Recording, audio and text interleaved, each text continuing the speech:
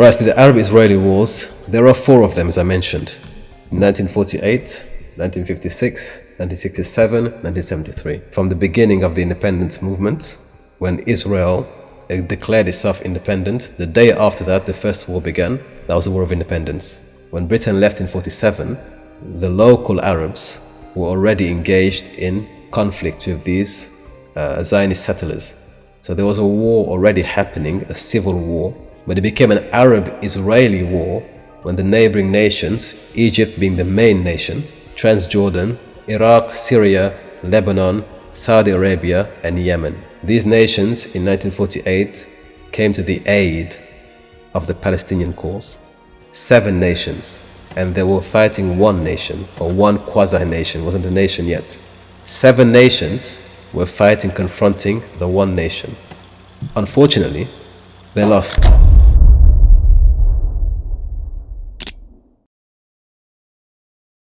So the first encounter was a loss for the Arab coalition. But this loss was such a crushing defeat because at the time they were fighting under the old rule. So for example, in Egypt, King Farouk was ruling. And so this was the old guard, effectively. Many of these nations, it was the old guard. The kings were ruling, right? They were in charge at the time. So when these soldiers went back home to their countries and they were defeated so easily by one nation, they wanted to change the social fabric of their nation. They wanted to remove the ineffective governments, and that resulted in many coups d'etats in the 40s and 50s, most notably in Egypt. So what really pushed the young officers, or the free officers in Egypt, was this moment in history. Because Nasser and his colleagues were part of that contingent who went to war in 48. They were soldiers on the battlefield. That experience of loss, of degradation, of humiliation, when they went back to Egypt or Iraq or Lebanon, caused these people to seek to change the government. And so in that epoch, following the decade following that, 48 independence, many Arab nations became independent themselves. They removed the shackles of the old order and brought in a new military structure and regime. One of the objectives was to go back and attack Israel. We got rid of the old guard. Let's regroup and recuperate so we can go back. Okay? Egypt was a key player. It always has been the key player in the region. It has the biggest population. The army is very strong. And in terms of location, it's very well situated to attack. This was also a time of decolonization.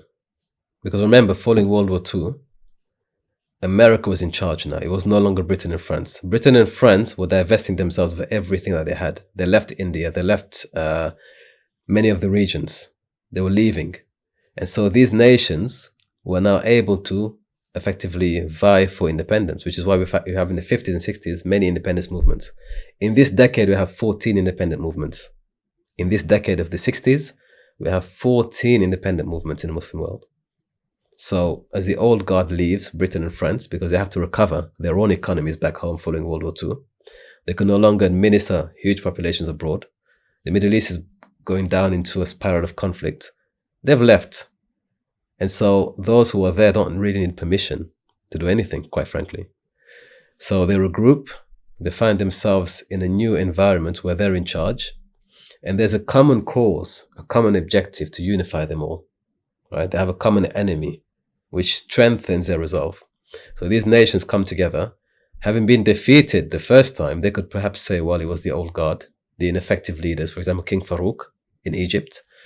If we were only led by good leaders, we could defeat this Israeli threat, right? So this incenses and encourages people to go back and come back again a second time. While at the same time, Israel finally finds meaning and identity, because having won the war, they did win the war single-handedly. The nations of the world accept it as a genuine state. It has now acquired its first stake in the land. It's acquired it through war. So it's recognized. But these are people who, although they were a minority, they had a sense of urgency. They knew that we don't have much time to settle here. Let's get as many people in as we can. But also very paranoid, because clearly they're in the middle of a very hostile territory. Right? So they acquired a lot of armaments. And as we know to this very day, they're a militarized society. They're a militarized society. Everyone of certain age is able to actually join the army and fight. So the entire nation is a military nation, right? Everyone is actually enlisted, so they actually have a mindset that we always have to be on guard, and this is a fight for survival. Somehow they managed. But this picture you're seeing here was the actual, you could say, the cherry on the top of the cake. It's an iconic picture of the Israeli flag being raised. It's a moment in history. It's a milestone.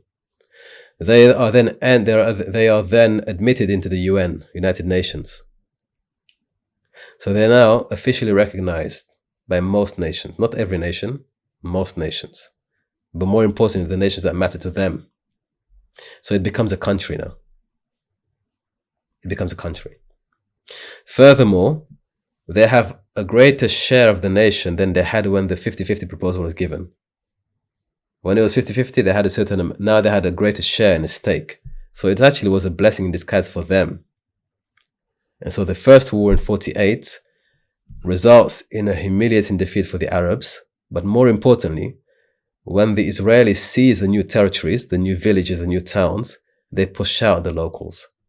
And this causes mass exodus. Approximately 750,000 Palestinians were displaced forcefully in what is now known as Al-Nakba.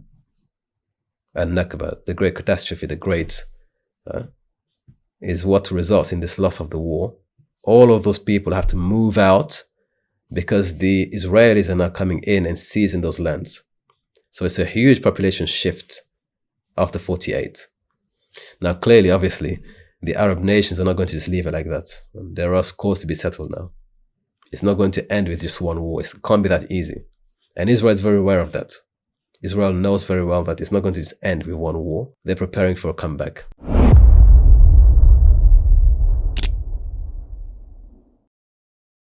The Egyptian army is especially embarrassed because they're a large army. They've just literally been destroyed by a newcomer into the region. These are migrants coming from Poland and Germany. It's a small population. How did they manage to destroy not only Egypt? If it was Egypt versus Israel alone, that would have been bad enough, but the entire 7 conglomerates, how is that possible? So Nasser goes back. They organize a coup in July 2022, 1952, the famous Egyptian revolution, and they remove the old guard. The free officers take charge, and Nasser especially begins to change the systematic structure of the military, but also the economy. One of the first things he wants to do is he wants to build a new dam, Aswan Dam, okay, the Aswan Dam. So he approaches Britain and France, who were recently there and who invested a lot in that region in terms of infrastructure. He demanded support financially to help him build the dam.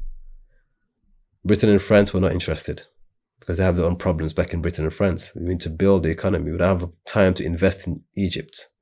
So they reject him altogether. Okay. Nasser was not willing to let that go because that was part of his strategy. He needed this to be built. But without money from Britain and France, he had to take alternative means, and that will cause another war. I'll explain how it gets to that point later on, inshallah, but that's where we get to the second war. So here you can see, following the war, Palestine is now effectively, all of the blue is Israel. It becomes Israel. It becomes Israel in 49. What is left over is at the very top, the Golan Heights. This remains under Syrian domination or control. We have the Gaza Strip and also the Sinai. All of this is under Egypt. And as we mentioned in a prior seminar, the East and West Bank is one country divided by the river in between, the River Jordan. So the East Bank and the West Bank remains with Jordan. However, because we have 700,000 people who are being expelled from the other regions, we begin to find camps along these borders. So in the East Bank, in the West Bank and East Bank, there were camps. Same with the Egyptian border. So the population begins to seek shelter in these regions here, still under Arab control. And it begins to effectively develop into what we now know as the refugee camps in those regions. Yeah.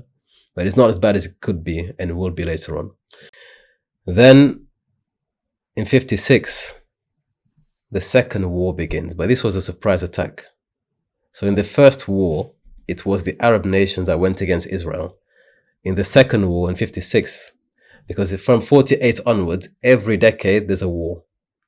48, 56, 67, 73. Every decade there's a major war between the two nations, or the two factions. In 56, it's the other way around. This time, Israel is going on the attack, backed by France and Britain. Yeah? So it's the other way around. And it's a fascinating story, actually. This story is fascinating because Sati al-Husri, we're going to get to his story and his ideas later on. A very interesting guy. Sati al-Husri. In fact, his name is Abu Khaldun. It's quite ironic. Abu Khaldun, Sati al-Husri.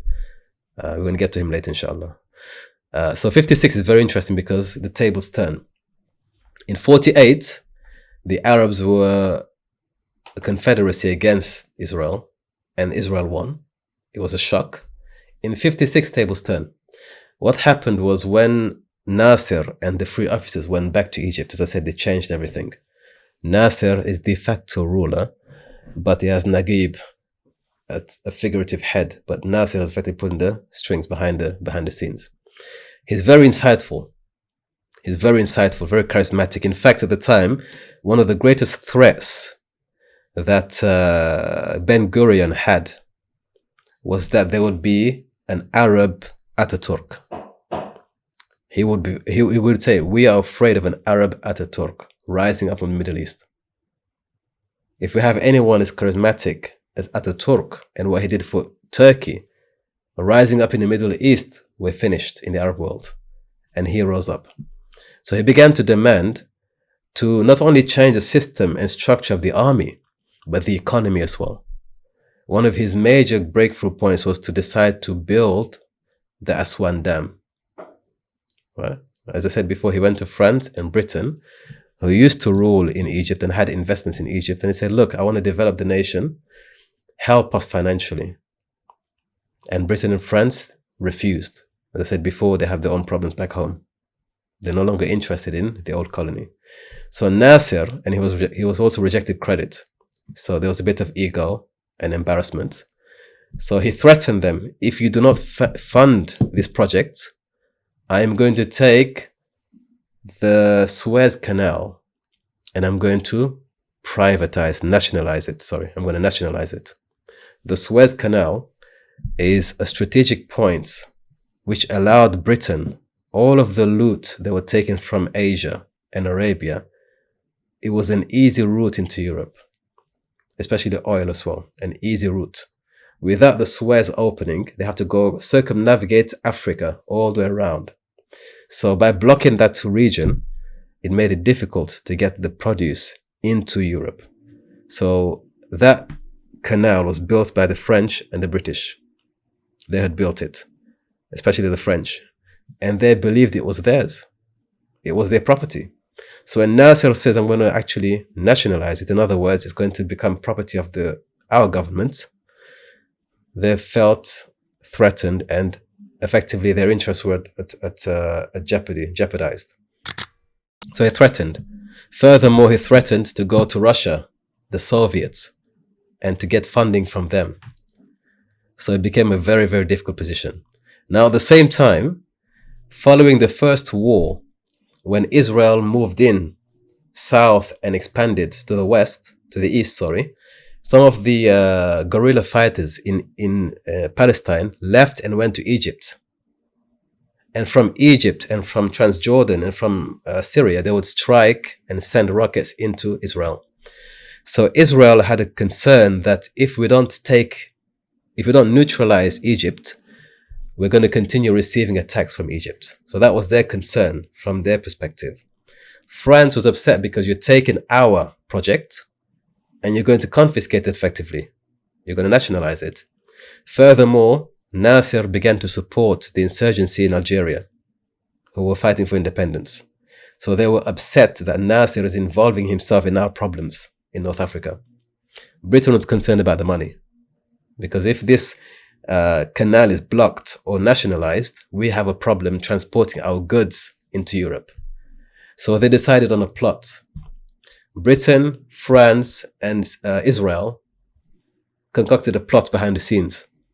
Said, we can't just go and raid Egypt and kill Nasser and take control of the Suez Canal. We will look bad internationally. We may be sanctioned. We need to provoke Egypt into fighting a war. Britain and France came up with a project whereby they would send Israel into Egypt to provoke a fight. And when Egypt responds to the provocation, France and Britain will come as mediators and say, guys, stop, don't fight. In fact, what we need to do is create a safe zone within a 100-mile radius. So Israel should go back, and also the Egyptian army should go back and leave the region, which was the Suez region, open for France and Britain to enter and seize. That was a plot. We're going to stage a war, trick Egypt to fight in the war with Israel. And when the war begins, we come as mediators and then seize the canal. So the plot was concocted, and Israel did its part.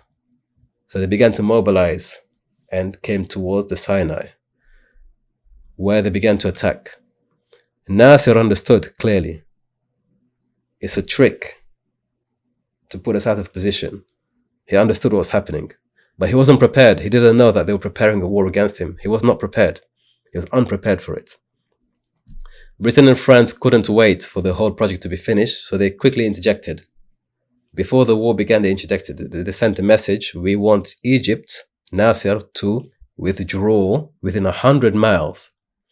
And we want Israel to also withdraw within 100 miles, so that we as intermediaries and peacemakers can come into the region and safeguard it, which in effect was a covert operation to take control of the dam and to get rid of, the canal and to get rid of Nasser. Nasser realized we have no choice here, because the Israelis were actually making their way down. They were unrebuffed. They were making their way down. And he realized France and Britain are in this. So left with no option, he gathers his cabinet into a room and he orders for poison to be brought to them. There was a pact amongst them. We will never be taken captives. The embarrassment of being taken captives. So we will all drink poison together and die. Death before dishonor. So while they're waiting for the poison to arrive, because one of the members of the cabinet was missing on that day, so they were waiting for him to arrive. They all want to go together. Suddenly the news blares out from America. There's a breaking news. President Eisenhower stopped his election campaign and sent a message to France, Britain, and Israel. If you do not retreat right now and stop the war, we're going to sanction you. This will never happen again, by the way, in history. So if you don't stop the attack on, the concocted attack against Nasser, we will sanction you with the UN. At the time, Nasser had blocked also all the ports and avenues into Europe. So Britain and France were starved, economically speaking, at the time. And they could only survive if America was helping them.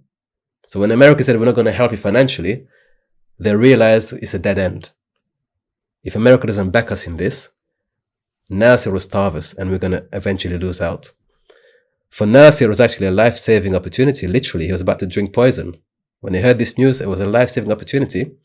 Furthermore, Eisenhower said, France and Britain did not seek permission from us. They did not inform us of their plan. And this was it switched the political ambition and the agenda completely. For the first time ever, Britain and France are being told what to do in front of the colonized, the former colonies. It's like parents arguing in front of children.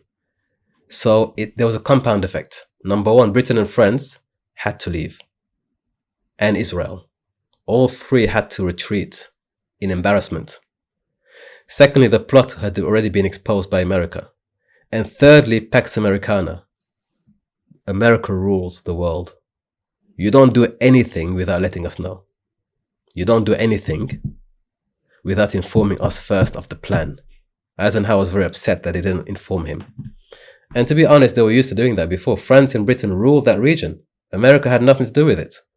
So naturally, when they have a plot and plan, why tell America? But it's a new day. You need to tell the big boss now. So America enforced and exercised its will upon France and Britain, which demonstrated to the other nations that these are no longer great nations as they used to be. There's a higher up now, it's America. Nasser took the opportunity to claim victory.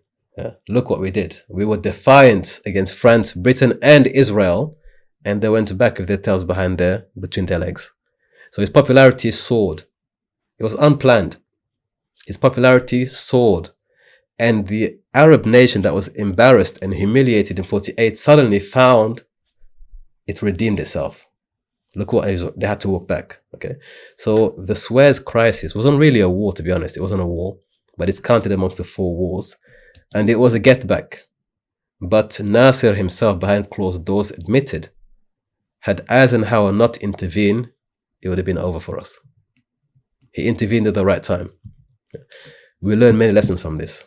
Many lessons we can learn. Number one, nothing happens in the Middle East without American approval. That's the first lesson. Whether good, bad, or indifferent, nothing happens without American approval. Nothing happens. Even if their own allies do something, nothing happens. The second thing we learn is that we often hear America is in the back pocket of Israel. Not in this case. America decided and Israel had to oblige. So the big dog really is still America. The optics may look different, but the reality is, at the bottom line, if America does not sign up on something, nothing happens. We learned that as well. And the third thing we've learned is that certainly Israel has allies amongst France and Britain. And sometimes they pretend to come for peaceful negotiation, but they've planned everything in the first place. They planned the conflict to begin with. They planted the problem. And they come as peacemakers, but the reality was it was all staged beforehand. Many lessons to learn. So Nasser becomes effectively a poster child for the Arab world. And the surrounding nations are so ecstatic. You know, the embarrassment. They got sent home and they didn't manage to. So a new wave now, a revival begins amongst the Arabs, and they're ready for the third war. They're ready for the third war, okay? So the Suez crisis, although it wasn't a real conflict in terms of 2 armies fighting each other, and Nasser was close to drinking poison, by the way, with the entire cabinet, it was a turning point. I should also add that when Nasser blocked the waterways, and when America spoke, the world markets went crazy. And the pound sterling went on a run. Effectively, people were selling because they thought that the economy is going to crash in the UK. So Britain had a financial crisis on top of that, and the embarrassment. The pound went down, crashed, and it caused massive chaos economically back in Britain, right? Which caused for the other nations internationally to condemn Britain and France. The rest of the United Nations followed America and were condemning Britain and France. So it was a hopeless situation, effectively. It was a hopeless situation for Britain and France. Again, another precedent. What pushed America and Britain to rethink, first of all, was an internal conflict, but the financial impact was more detrimental to them than anything else that Nasser could have done. And when America takes the lead, everyone follows. That's another thing. So the other nations were condemning France, Britain, and Israel in that conflict. Furthermore, America... Clarification. Why did America come in and scold Israel, France, and Britain rather than just letting it be? Or like, what? I'm getting to it. Discipline is very key. You know, say you have children you're looking after, Another example. If my examples are very boring, tell me. I'm just trying to make it as simple as possible. History can be very dry and kind of complicated. I want to make it very relatable. Let's assume you're in charge of a classroom of children. You're going on a trip, right? And you already told them, whatever happens, do not stray from the instructions. Go where I tell you to go. Don't go anywhere except without notifying me first.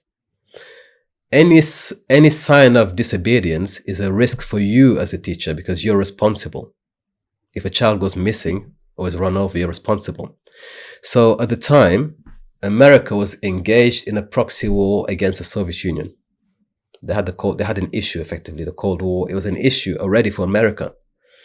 And when France and Britain went by themselves to attack an ally of the Soviet Union, it was putting America at risk of nuclear conflict with the Soviets. It was a very reckless assignment. And they did not notify America, who would have to basically pay the price, because at the time, the Soviets were allied, as I said, to the Arab nations, Syria, Iraq, especially Egypt. So it was a possible cause for the Soviets to enter the field, and now America is embroiled in a nuclear war that is not ready for, doesn't want. So it would really incense them that you took a reckless decision without notifying us, and we're in charge here, and we have to pay the price ultimately. So that was two reasons why America had to really scold these two naughty children and send them packing. Yeah, it was a very dangerous act. And in fact, by the way, if it wasn't for the Russians, the Soviets at the time, the conflict would have been a lot more difficult, because the Soviets were counterweight always in the Middle East. They were the reason why America couldn't necessarily transgress. They were always fearful, if we go too far, the Arab nations will go and defect to the Soviets, and we will lose that footholding. So the threat of the Arabs turning socialist en masse kept America on its toes. And this was one example where it was very critical and crucial not to upset the Soviet Union. Nasser ceremoniously goes about building his dam. He does it. He follows through with the plan, and he shows the people, we've done it, we've built it, here we are. And he also has Soviet support. So he completely demonstrates we can take these people on, we can be self-determining, and we can repel the British and French and the Israelis. Yeah. But again, it was a fluke. It wasn't his own doing. But he, as a politician, took credit and momentum. Which leads us to the third war. So in the third decade, in 67, we have effectively, this is where everything goes wrong in the Middle East. If there's a war, a moment, a period in time, you could say this is the moment. It was a 6-day war. So called because it only lasted 6 days. It was less than a week. And it was an attack that was instigated by the Arab nations. So they came back for revenge following 48. But now they had better weaponry. They were more prepared. And they had new governments and new leaders in the 6-day war. So they came back prepared to attack on a united front Israel. This was approximately 19 years following the first war. In fact, on the eve of the 19th anniversary, it is said that Nasser began to dismiss UN peacekeepers from the Sinai region, told them to leave. And he moved his troops in the bordering regions. Yeah, into the bordering region, he moved his troops. So Israel was very well aware that something's going to happen. They were aware something's happening. Right? And the nations surrounding Israel were poised to actually strike. So the tension was very palpable. And Israel is 19 years old now. It's been 19 years. Is about to effectively, to face the wrath of these nations who are coming back for revenge. Because most of these nations, if you look at the documentaries, the documentation, the historiography, many of those who fought in 48 were still alive and had bitter sentiments for the embarrassment that they had suffered in 48. And so this was a revenge. It was a settling of scores. They came back for revenge. And each nation came back to prove itself. Now that they had new leaders and new military equipment and new alliances with the Russians and new figureheads, they came back to prove themselves. But unfortunately, the Israelis were not sitting around for 19 years, twiddling their thumbs. They were now also working extremely hard to upgrade their technology, to increase their military base, to ensure that they had the best in technological defense and armaments. And so when the war began, it lasted 6 days. And after 6 days, every one of those nations was defeated a second time by Israel. But the defeat this time was not the same as the first defeat. The defeat this time left no space for excuses whatsoever. You have better technology, because now you're allied to the Russians, who at the time, they were so advanced that even the Americans didn't have the same level of technology as the Russians. Okay, so you have better technology. You have a new administration. You no longer have the old guard. You have new people in power. You had the opportunity to plan this 19 years. And in 6 days, you were all defeated a second time. And when these nations were defeated, unfortunately, Israel was further emboldened. You know, the Egyptians went back, and Nasser publicly renounced. He resigned from his presidency. Publicly, he resigned on television. He resigned. And many of the commanders who were in the war had to make excuses. They said that the Israelis were like military geniuses. There was some miracle on their side, because it was impossible. How did they win this war? Right? So that happened, but the real damage was what follows. Israel now had 100% control of the entire country, virtually. Because when they defeated Syria, Jordan, Transjordan, and Egypt, these were the main regions that had a stake in Palestine, they confiscated everything. Okay? They confiscated everything. Somebody's got their audio on. They confiscated everything in a 6-day war. But there is a story behind that, because when, as I mentioned to you, that the Soviets had the most advanced technology at the time, and they were giving some of the most high-tech jets to the Iraqi, Syrian, and Egyptian army. They equipped them with that. And the Americans knew this, but more importantly, the Israelis knew this years before. They were aware that these people are preparing, and they have advanced technology. So what the Israeli secret services did was, they began to send spies into the Arab nations, looking to recruit some military staff. And their objective was, there was a specific jet known as the MiG-21. The MiG-21, which was built in Russia and only given to the Arab nations who were allied to Russia. And this aircraft was so advanced, they couldn't shoot it down. So they knew the day that the Arabs come together with the MiG-21s, we're finished, we're done for. So rather than waiting for that, they began to preemptively seek collaborators on the other side. There was a Jewish Arab who resided in Iraq. And he had a few friends, because in Iraq you had Jews, you had Christians as well. You had Kurds, you had Shia. But they had friends who were disgruntled with the majority Muslim population and administration. Amongst these disgruntled Christians was this man here, Munir Redfa. He was a Christian Iraqi, and he was disgruntled because he felt that because of his religion, he wasn't being allowed to get promotions in the army. Okay, so somehow news of this filtered back to the secret services, and they sent people to slowly cultivate him and to prepare him, until eventually they offered him, the secret service offered him $1 million to carry out a mission. And the mission was, if you can manage to fly one MiG-21, just one of them, because he was a pilot, if you can fly one MiG-21 out of Iraq and into Israel, we'll give you $1 million, plus we'll give you Israeli citizenship, plus we'll offer you a full-time career in Israel, plus we will smuggle your entire family out of Israel, out of Iraq and into Israel. It was a deal too good to be rejected. Now, prior to the point when they met him, they had 2 prior attempts.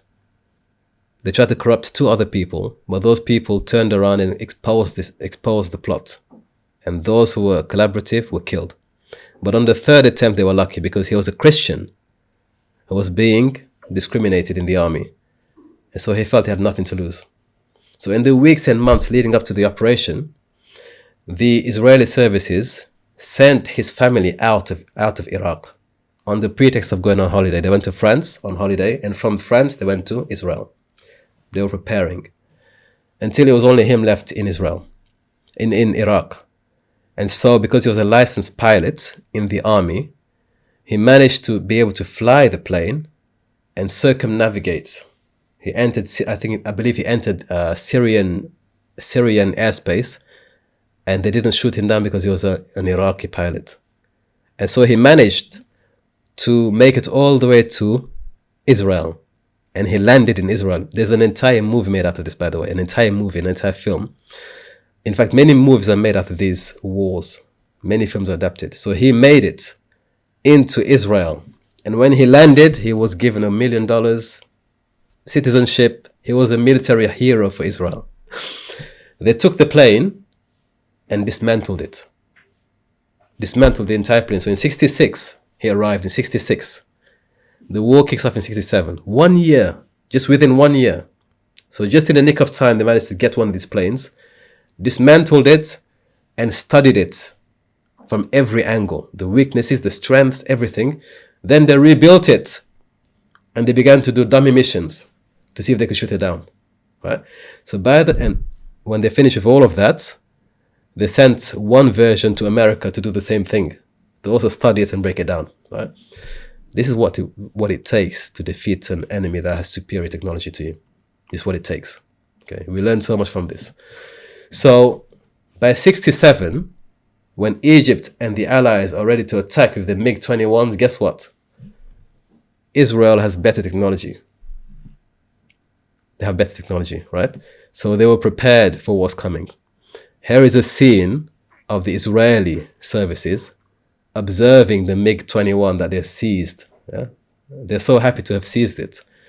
And they're studying it. So there's a picture of the original plane, which they renamed 007. So when the plane arrived, they renamed it 007. This story, by the way, has been adapted into a film. So if you want to watch the entire story, is in a film format. This is the finest plane in the world. A true story, shot on location in the Middle East. I'm Iraqi. I give my life in its defense. Starring Mariel Hemingway and Ben Cross. I want to know everything about you. I love listening to you. I don't want to want you as much as I do, but I can't. We believe you understand the importance of survival. A story of treason. We want you to fly a MiG from Iraq to Israel. I want full tanks and auxiliary tanks fitted, ready for takeoff in 30 minutes. Sometimes love is the cruelest weapon of all. How did a woman so beautiful get to be so cold-hearted? I never meant to hurt you. I love you. Steal the Sky.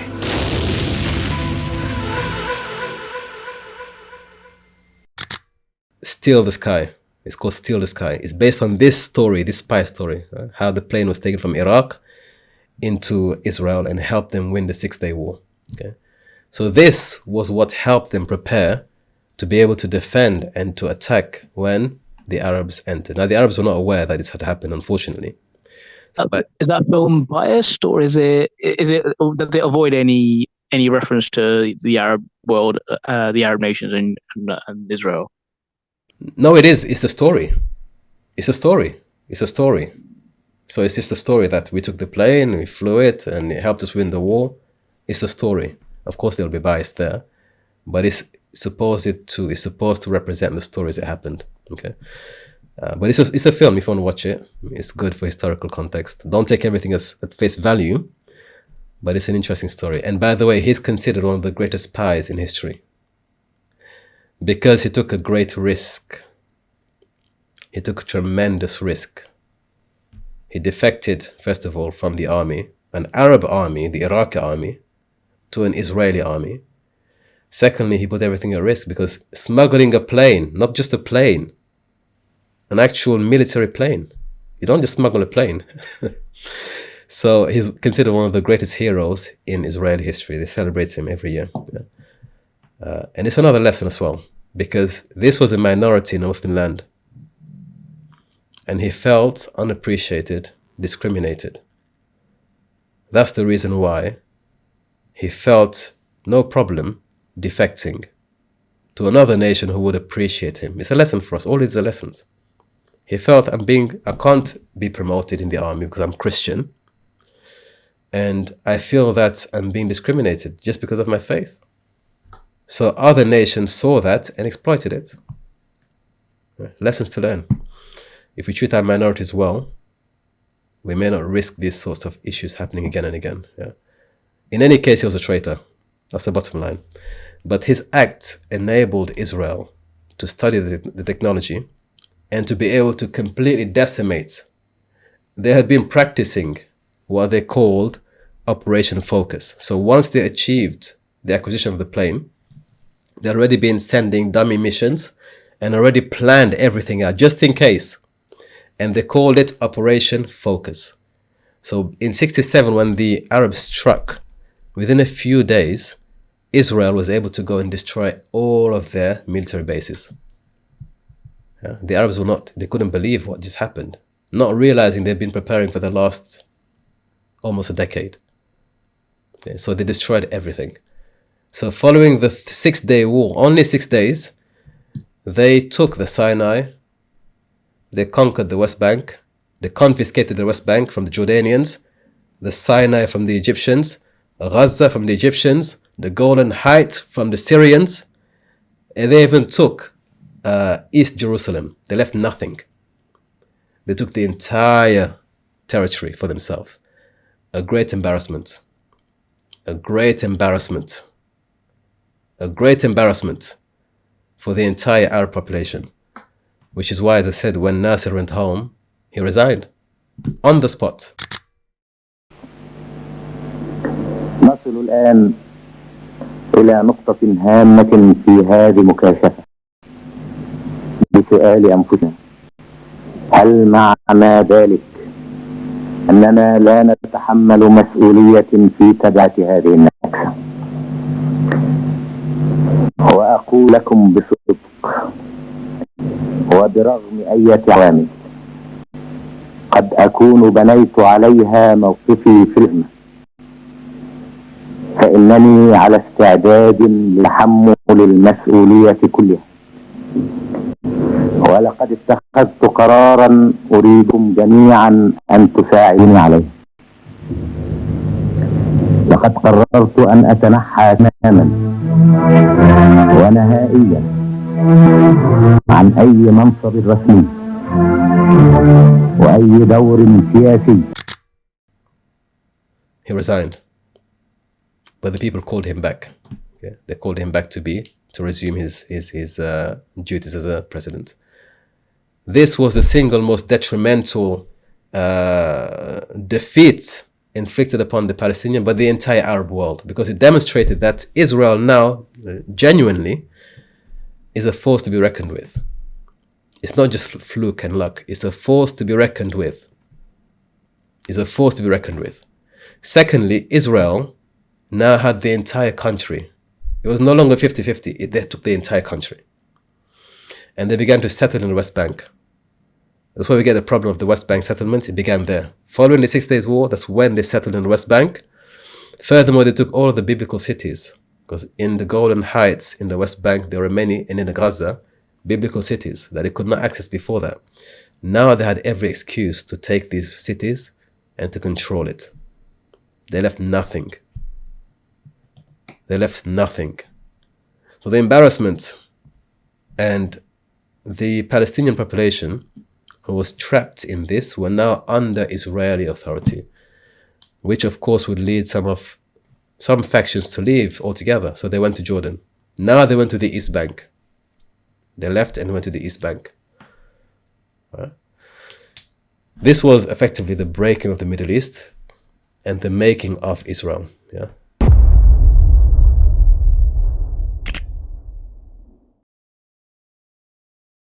A decade later, in the 70s, we have the final war. Now at this point, Nasser has died, he's out of the way. Sadat is in power. He's been in power for 3 years. And he's been plotting a revenge. He's been plotting a revenge. In Syria, we have a change of position as well. So now Hafez al-Assad is in power. And it's his first year in power. And he is eager to prove himself to be the leader who could recuperate what was lost in the 6-Day War. Because each nation had the obligation now to recover the territory that they had lost. It's no longer a matter of Israel anymore in Palestine. For Egypt, you've lost the Sinai. You've lost the Sinai. And for the Syrians, you've lost the Golan Heights. So it's a matter of recuperating what you have lost. Now, it's not about profit making, it's about recovering the initial investments, capital investments. So these nations are going back, they have to prove themselves. Egypt has to prove itself. Jordan likewise, Syria likewise. They have a lot to prove at this point as individual nations. So in 73, Egypt and Syria, again, collude, right? Sadat reaches out to Hafez al-Assad and they come to an agreement, we're going to attack. We're going to do a final attack. Not only are we going to recover what we've lost in the 67 war, we're going to put an end to this back and forth, once and for all. Sadat was a very crafty man, and he had spies all over the place. In fact, he managed to trick, depending on which story you take, he managed to trick the Israeli Mossad. He managed to trick Mossad, depending on which side of the story you listen to. So what happened in 73? In Ramadan, on the 10th night of Ramadan, which happened to coincide with Yom Kippur. So on that day, also the Jewish community used to fast and pray for atonement. So that was a day that was holy both to the Muslims and to the Jews. Suddenly, the Egyptian army was notified to break their fast on the 10th because there was a mission. They were not aware of it. It was a surprise mission even for them. And they were sent in. At the same time, they were striking from the Sinai Peninsula, or they had to cross into the Sinai. At the same time, Syrian troops were supposed to come down to the Golan Heights. So they're supposed to attack on both directions and trap Israel in between. Israel was not prepared for it. However, there was an Egyptian man, an Egyptian spy actually, and there's a movie on him as well. There are movies on all these people. It's so fascinating. They used to call him the Angel. That was his nickname, the Angel. He was like an Egyptian Elon Musk of the time, a billionaire businessman. He was a son-in-law of Nasser. He married his daughter.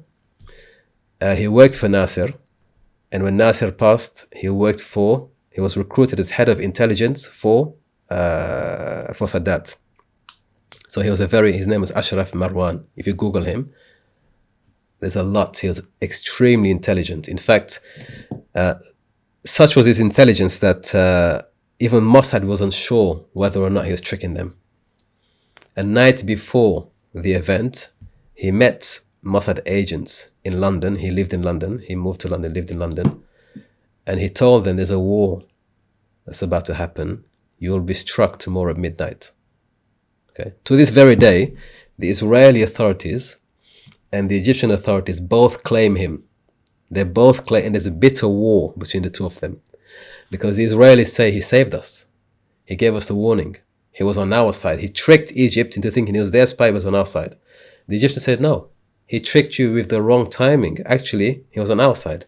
It's not been reconciled. In between, they both celebrate him. They both celebrate him. But there is a movie on him, actually. This is the man here. He was the son-in-law of Nasser.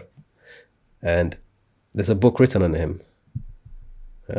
the angel. Very well connected. You've got, of course, here Gaddafi, you've got Sadat. He was the head intelligence officer. And there's a movie on Netflix about him. Some years ago, I think, 2018.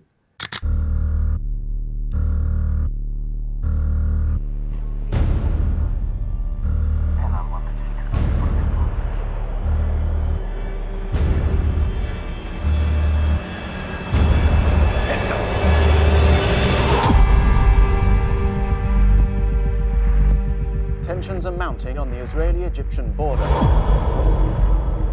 With thousands of soldiers amassing, the fear remains that war could break out at any time. In 3 days, Egypt will attack Israel.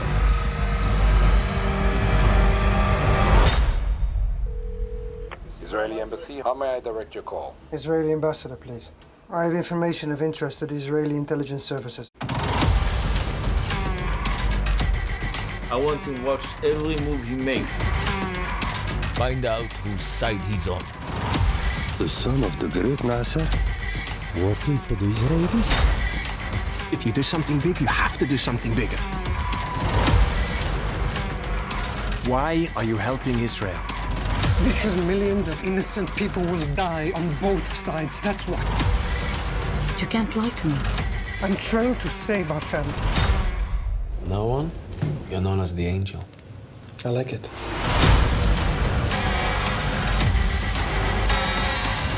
You need to learn to handle your acid. You want to save Israel? You want to save the lives of your soldiers?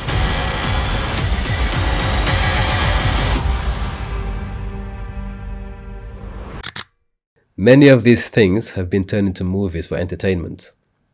But there is a lot of value in these stories. You get to learn about the inner workings. Okay, so it's on Netflix, 2008, The Angel. So this guy effectively, he put both sides in a state of confusion.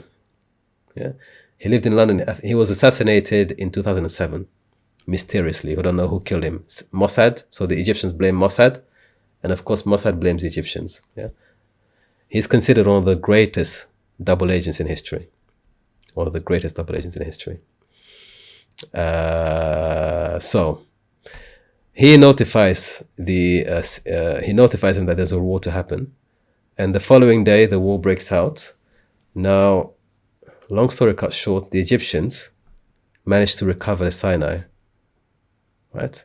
They managed to recover certain regions. Syria is struggling in the northern regions, and at the last moment, Sadat turns away from the Syrians. So the Syrians are waiting for support. The Egyptians are winning in the south. Come and help us. Sadat says, no, don't advance any further. I don't want to advance any further. Which means he left the Syrian army in the northern region at risk. To add insult to injury, when the UN peace treaty is signed on the 22nd of October, Sadat accepts. And he leaves Assad hanging. So Assad, now unable to defend himself, stuck because the Israelis are now turning against him, he's forced to sign the peace treaty. So there's a bit of double play there from Sadat. He betrayed him effectively. And the reason why he wanted to start the war, Sadat instigated the war for one reason only. He said, I want the international world to enter into the peace treaties again and to begin discussing the issue of Palestine again, because up until then, they had lost interest altogether. So Sadat staged this war to bring them back to the negotiating tables so they can discuss how to better discuss the issue. This is how you do that. This is how you trigger a war for a political objective. That's how you do it. You have allies. You have the ability to actually fight the war and to defend your boundaries. I think you get the message I'm trying to say here. So he did that, and when he was able to repel them beyond the boundary, he said, stop, I don't want to go any further. I don't need to go any further. I've proven my point. The Americans had to come to the negotiating table. They had no choice. At the same time, the remaining Arab nations, the OPEC nations, joined in. And by the way, this army had the largest number of nations joined. It even included North Korea. It even included Cuba. They also joined. It included Morocco. It included Tunisia. They joined. In fact, the Tunisian president said to the Soviets, I'll give you a blank check. You can spend as much as you like. Just help us win the war. This was the final stand from a united Arab, including Cuban and North Korean.